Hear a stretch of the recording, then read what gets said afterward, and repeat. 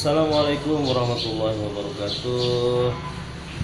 Alhamdulillahirrabbilalamin. Wassalatu wassalamu ala asyrofil anbiya'i wal mursalin wa ala alihi wa ashabihi ajmain. Teman-teman dimanapun Anda berada, semoga sehat selalu, semoga terhindar dari pandemi corona, dan semoga pandemi ini segera minggat dari bumi tercinta kita. Amin ya rabbal alamin. Pada kesempatan kali ini saya akan menyampaikan mutiara buku Don't Be Angry Mom, Mendidik Anak Tanpa Marah, karya Dr. Nurul Afifah sekaligus ahli parenting. Dan buku ini awal-awalnya agak sulit saya dapatkan karena memang sangat keras sekali. Jadi perlu inden saya untuk mendapatkan buku yang luar biasa ini. Mega bestseller, bukan hanya bestseller, mega bestseller. Ya, karena mungkin perpaduan isi kontennya, fontnya agak besar juga, terus kemudian desainnya luar biasa, colorful, dan juga memadukan dengan Islam. Jadi ya baguslah buku ini. Mutiara buku yang akan saya sampaikan di sini adalah tentang masalah disiplin. Betapa banyak orang tua ingin anaknya disiplin tapi selalu gagal mewujudkannya. Disiplin itu merupakan proses bimbingan untuk menanamkan satu karakter tertentu, satu perilaku tertentu, atau satu ciri kepribadian tertentu. Semua orang tua ingin anaknya disiplin, tapi tidak semuanya bisa. Kenapa? Buku ini menjawabnya. Pertama, kesalahan orang tua adalah tidak bisa memberikan penjelasan yang spesifik tentang kedisiplinan yang ingin diterapkan atau ingin dimiliki oleh si anak. Jadi bahasanya terlalu umum, misalnya soleh, bertakwa, harus rajin, harus giat belajar, itu terlalu umum sekali. Jadi perlu spesifik, karena untuk usia anak, jadi penjelasan yang terlalu global itu pemahamannya bagi mereka sangat sulit untuk diterapkan. Seperti apa contoh yang spesifik? Misalnya kalau ingin mengatakan, nak kamu harus rajin ke sekolah, maka spesifik, nak kamu berangkat ke sekolah jam 7 pagi ya, jangan sampai jam 8. Itu namanya apa? Disiplin. Atau misalnya rajin membaca, itu terlalu umum. Nah, kamu harus rajin membaca, terlalu umum, anak sulit untuk menangkapnya. Bagaimana caranya agar lebih spesifik? Tentukan.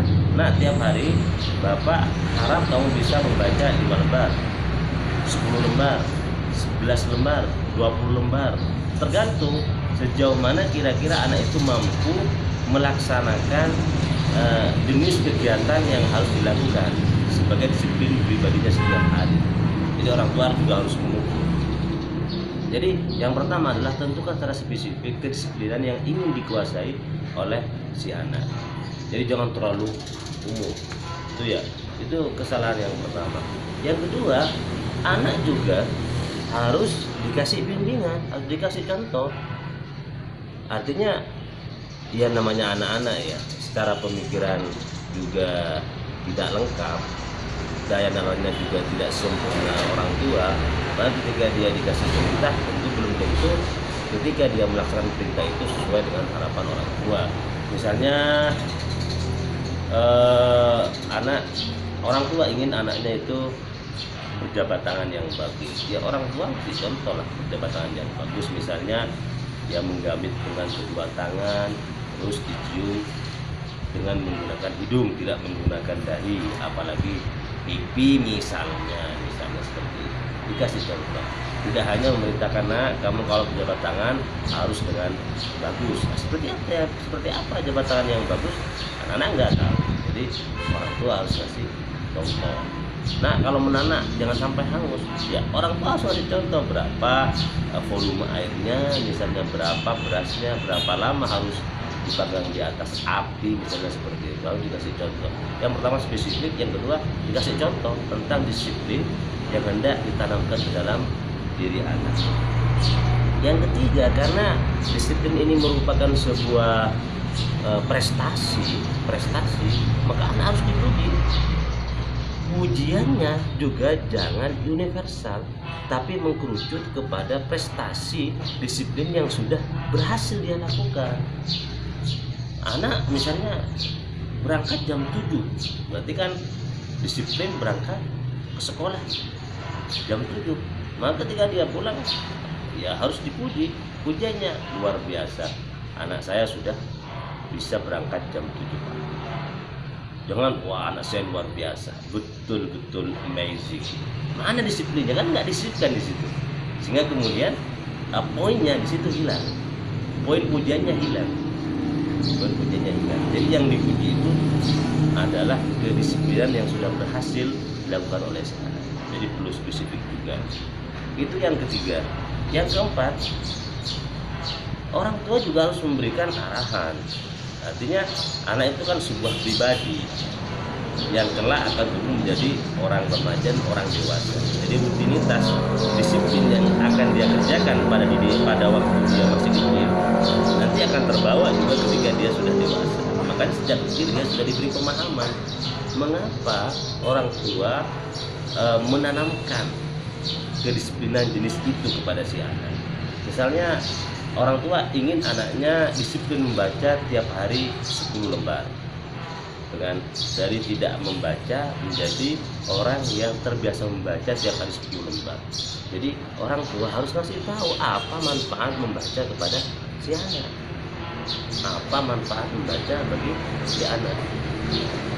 Ya kira-kira lah yang nyambung lah dengan dunia anak, dengan pikiran si anak.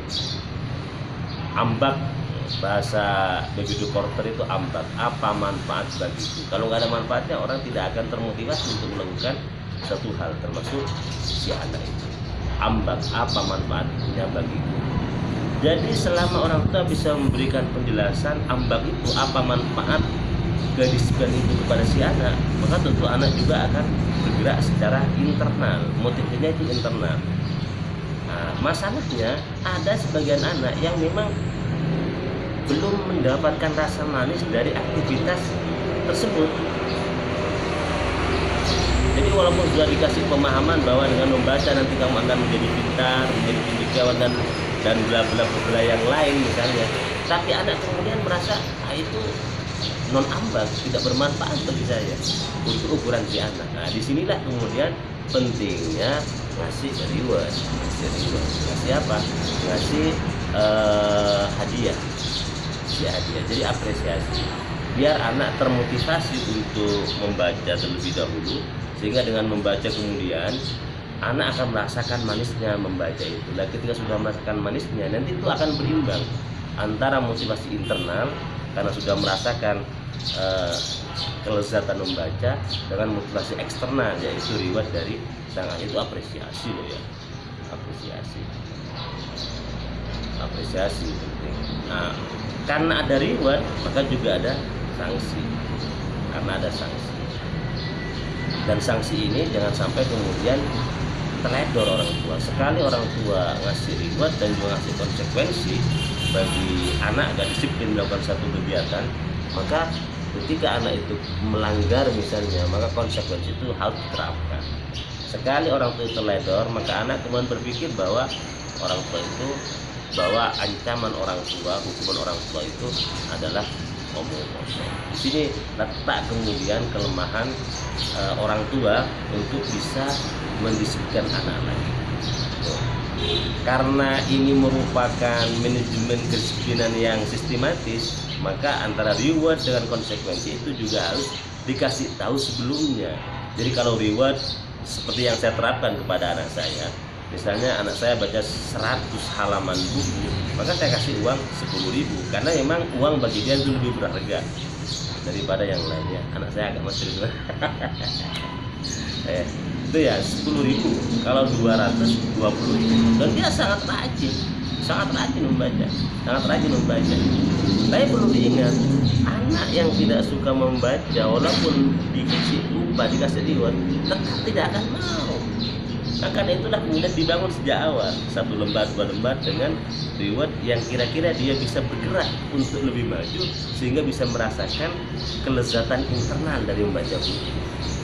Nah, juga konsekuensinya saya juga kasih tahu, kalau nggak membaca apa sanksinya, termasuk HP. Saya juga seperti itu, kalau selama jam belajar, jam sekolah nggak pegang HP. Kalau pegang HP saya kasih konsekuensinya.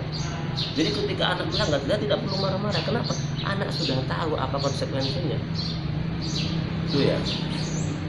Kalau marah ketika anak melanggar karena kita tidak bisa memberikan penjelasan terlebih dahulu tentang konsekuensi ketika anak melanggar, wah itu bahaya.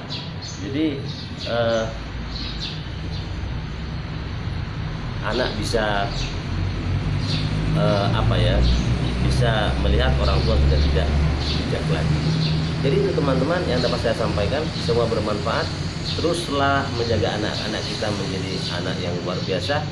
Wabillahi taufiq wal hidayah. Assalamualaikum warahmatullahi wabarakatuh.